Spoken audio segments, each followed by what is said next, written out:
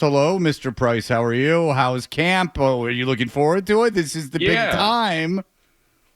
this should be fun. It should. It should be fun. There is a renewed sense of energy. I mean, you guys have talked about it before. Vrabel's got kind of an edge, and I know Felger's talked about. He's got a bit of a swagger to him, and I think that kind of rubs off on the rest of the team. And you saw that yesterday when he was answering questions. So it is. It's going to be fun. I do think that football has been lacking in fun around here the last couple of years for whatever reason, but I do think this team is going to be more fun, and I think that starts with the head coach. Okay, so I want to get into particular players, but I am interested before the season starts and before camp starts, just to get your opinion on like kind of the national narrative. Things have started to kind of snowball downhill, and the win total keeps getting higher and higher and higher. We asked Mike Reese about this, but I've heard like 9 wins for this team. And when I give you that number, is that realistic in your opinion?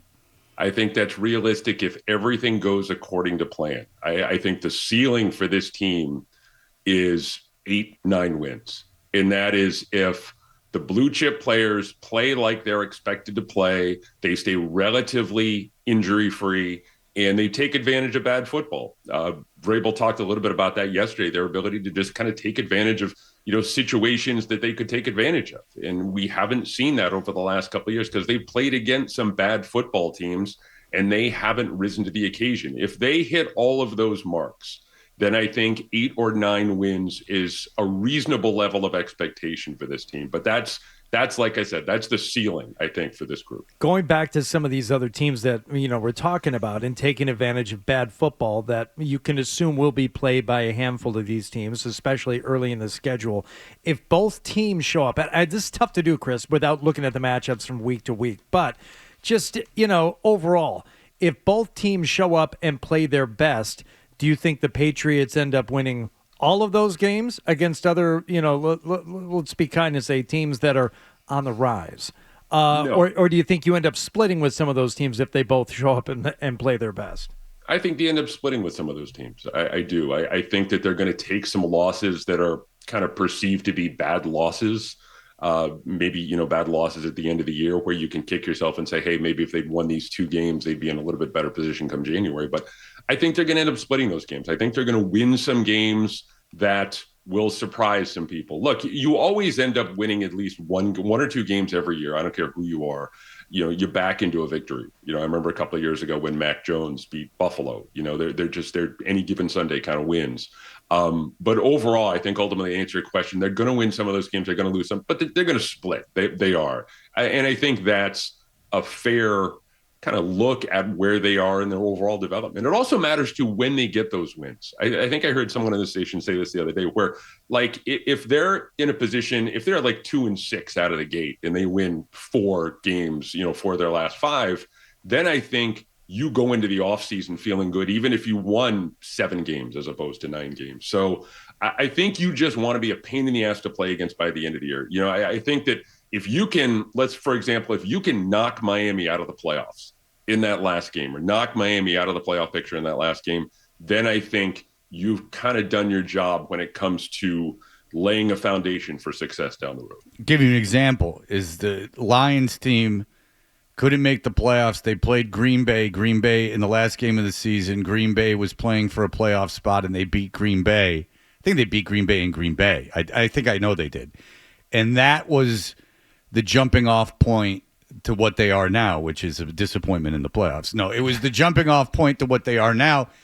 See, I think that's 9 wins get you in the playoffs more likely than not. I think a realistic thing and a positive thing if you're a Patriots fan is what you just described is like a team getting cohesion at the end, being kicking around like where they're not mathematically eliminated in December, like, right away in December.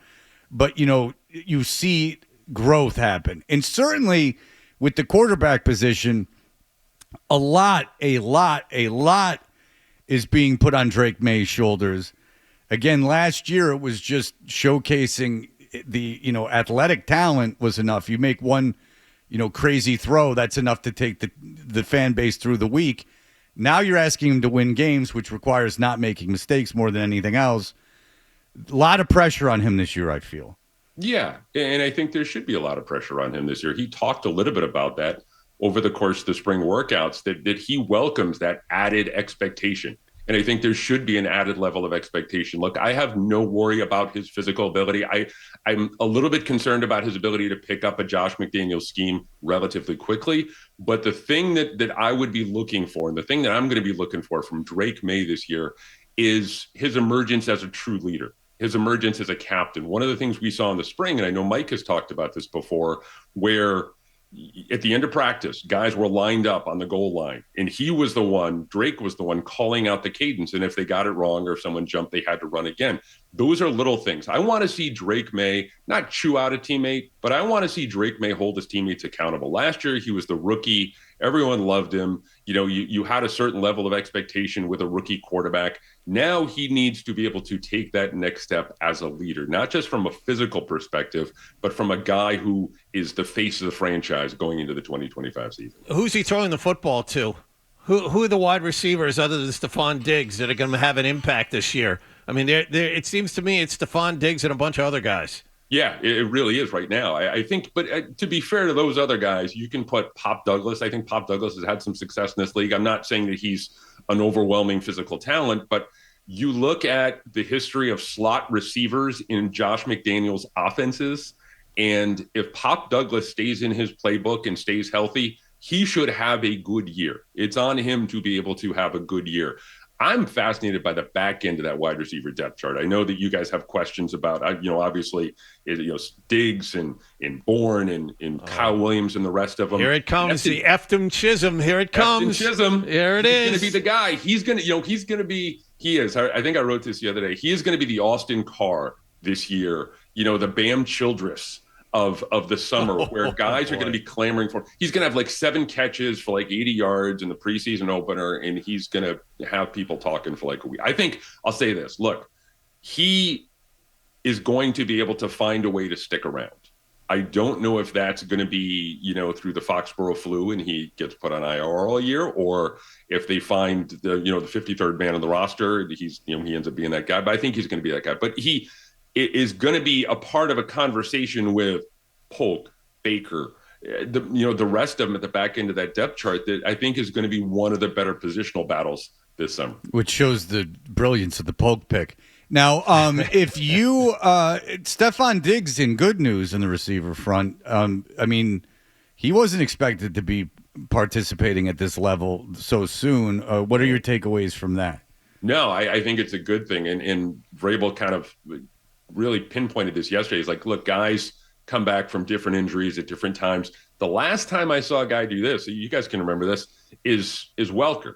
At the end of the 2009 season, ripped up his knee on that soft turf in Houston, and then was back for the season opener in 2010. Different players, different years, different situations. But look, we can talk all about the pink stuff in the bag and his propensity to make, bad decisions from time to time. But you got to give the guy a lot of credit for being able to come back this quickly and to be able to look like he did over the course of the spring practice. He's one of those guys on that short list that I want to see once the pads go on. I want to see that burst. I want to see that cutting ability, and I want to see that connection with Drake Maye. Has he looked special to you? We've heard other guys say that in the spring he looked special. Like you could tell the difference. Yeah, it's him. Like John was saying before, it's him and everybody else. Right, and that's not just from a physical perspective, but it's very obviously him and everyone else.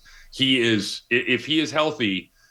We talked about a reasonable level of expectation before. You can put him down for 70 to 80 catches and another 1,000 yards because he showed so much over the course of the spring. I thought he was going to be kind of standing off to the side and not really working, not really doing a lot of stuff. Even in shorts and T-shirts in the spring, he looked good. He was running. He was cutting. The next step in the process, though, is to be able to show that when the pads come on. I wanted to ask you real quick about the defense. Does Terrell Williams not being there all summer hurt them? Does it put them a couple of steps back? And we've heard a lot about how good this defense can be. You talk about ball rolling downhill. I'm not sure it's an elite defense yet. Yeah, I think it is going to be a very good defense. I don't think it's an elite defense. A lot of it hinges on whether or not Barmore can stay healthy. If Barmore can stay healthy and Milton Williams can assume a greater role than he had with the Eagles over the last couple of years, that front seven can be an absolute terror for opposing offense. Okay, but who's going to rush the quarterback? The whole thing is, Fred, the defensive philosophy is changing. I don't want to get too far in the weeds here, but Get in the weeds, baby. I can handle it. I love it. I love it. Well, between Williams and Vrabel, the old approach was kind of having those big defensive linemen take up space and allow, the linebackers to kind of fly around and make plays. What we saw over the course of the spring, Milton Williams is next level. I haven't seen a guy that big move like that since Vince Wilfork around here.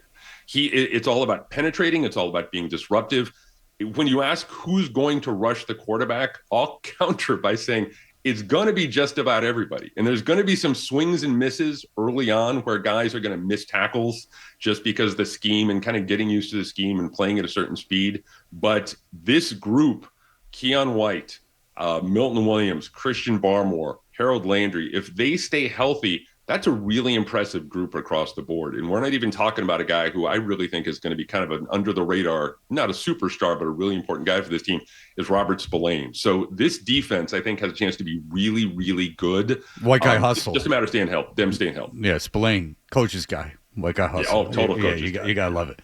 I mean, my only counter, and you certainly know more than me, and I haven't seen anything, is that the guys make $40 million getting to the quarterback. Edge rushers, and that's generally how it's done in the NFL. And we'll see. Milton Williams is a big athletic kid. He had two all-time studs in front of him with Philadelphia, and that's why you give him that kind of money, is that potential. So it will be interesting. I do. I think that he is going to be, if he can have that, because he only played 50% of the snaps the last couple of years, but being able to play alongside a guy like Barmore, Keon White loves Mike Vrabel, loves the situation he's in as opposed to where he was before. So I think that defense, again, if everyone can stay healthy, has a chance to be really good. Yeah, certainly the strength of the team. All right, Christopher Price, enjoy camp today. We love having you on. We want to talk to you a lot. Thank you so much. Read him in the Boston Globe. Thanks, Christopher. Appreciate it as always. Take care, guys. If you like that clip, and how could you not? Check out more videos from Toucher and Hardy here. Point slightly up and to the left. For more Patriots analysis and opinion, hit this playlist. Point slightly down and to the left. And for the latest from the Sports Hub, download at 985thesportshub.com.